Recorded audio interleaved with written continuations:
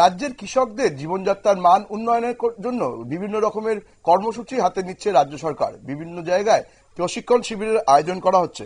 শুক্রবার যেমন কমলপুর মহকুমার সালেমা কৃষি তত্ত্বাবধায়কের উদ্যোগে পূর্ব ডালুছড়া পঞ্চায়েত সংলগ্ন এলাকায় মুখ্যমন্ত্রী ইন্টিগ্রেটেড ক্রপ ম্যানেজমেন্ট প্রকল্পের মাধ্যমে কৃষকদের ধান দ্বিগুণ করার লক্ষ্যে SRI পদ্ধতিতে উন্নত মানের হাইব্রিড ধানের চারা রোপণ করার অনুষ্ঠানের আয়োজন করা হয়। এদিনের অনুষ্ঠানে উপস্থিত ছিলেন স্থানীয় বিধায়িকা স্বপ্নাদেশ পাল, ধলাই জেলার কৃষি উপ অধিকর্তা বিদ্যামোহন চাকমা, সালেমা কৃষি তত্ত্বাবধায়ক সত্যরঞ্জন দে, ধলাই জেলার কৃষি স্টিয়ারিং কমিটির চেয়ারম্যান দীপ্তি রক্ষিত, ধলাই জেলা পরিষদের সদস্য সন্তোষ কুমার দাস, পঞ্চায়েতের প্রধান সহ অন্যান্য অতিথিরা। অনুষ্ঠানের পর এলাকার বিধায়িকা এবং উপস্থিত অতিথিরা পূর্ব ডলুছড়ার কৃষকদের সহ চাষ করার জমিতে নেবে SRI পদ্ধতিতে উন্নত মানের হাইব্রিড ধানের চারা রোপণ করেন।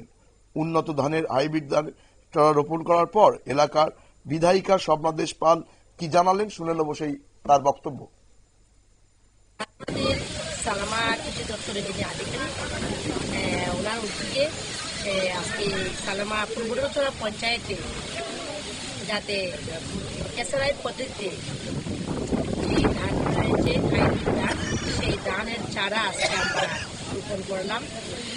আমার সাথে রয়েছেন আমাদের সালামার যিনি দপ্তরের আধিকারিক মহোদয় রয়েছেন, ধলাই জেলার যিনি যেমন ডাইরেক্টর মহোদয় উনি রয়েছেন ধলাই জেলার যিনি ডিসেন্ডেন্ট কমিটির সম্মানীয় চেয়ারম্যান। আমরা শুনে নিলাম স্থানীয় বিধায়িকার বক্তব্য। স্থানীয় সালেমার কৃষি তত্ত্বাবধায়ক সত্যরঞ্জন দে জানান, কৃষকদের উৎসাহিত করবার জন্যই প্রশাসনের তরফ থেকে এই উদ্যোগ নেওয়া হয়েছে। রাজ্যের মুখ্যমন্ত্রীর স্বপ্ন পূরণ করার জন্যই বিভিন্ন জায়গায় কাজ করছে কৃষি দপ্তর। নজর রাখবো পরবর্তী খবরের দিকে, তার আগে নিয়ে নেব ছোট্ট একটা বিজ্ঞাপনের বিরতি।